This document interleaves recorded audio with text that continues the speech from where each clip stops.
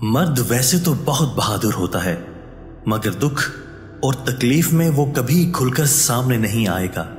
अंदर ही अंदर घुटता रहेगा, तकलीफ बर्दाश्त करता रहेगा, पर अपना दर्द नहीं बताएगा। जरूरी नहीं सब मर्द एक ही जैसे हों, कुछ अच्छे भी होते हैं, कुछ बुरे भी होते हैं।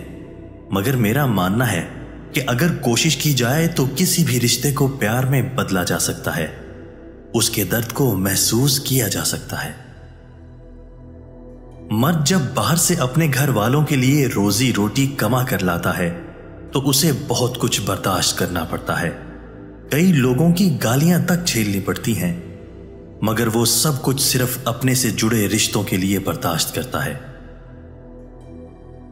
एक बेहतरीन बीवी वही होती है जो अपने शौहर के दुख दर्द में उसका साथ दे, उसकी हर मुश्किल में उसका हाथ बटाए और एक मजबूत दीवार बनकर उसकी हर मुश्किल में उसके साथ खड़ी हो।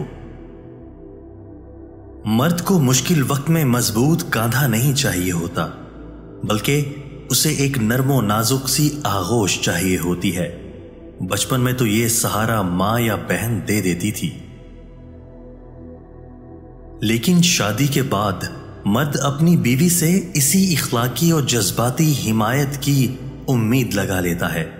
इसीलिए जब वो कभी टूटता दिखाई दे तो उसे फौरन समेट लो, वरना बिखर जाएगा। तो तुम्हें भी सहारा देने के काबिल नहीं रहेगा और टूटे हुए कांच से भी ज्यादा नुकसानदेह साबित हो सकता है। मां के बाद जो हस्ती किसी मर्द को संभाल लेती है, उसका ख्याल रखती है, वो उसकी बीवी है। मगर कुछ मर्द इस हकीकत को तस्लीम करने में ताखीर कर देते हैं और जो वक्त पे मान जाते हैं वो मुस्बत और खुशहाल जिंदगी जीते हैं। शौहर साथ है तो जिंदगी हसीन है, वरना पूरी दुनिया बीवी के लिए खाक और जमीन है। खुदा पाक हर बीवी को उसके शौहर के साथ रखे हमेशा। आमीन।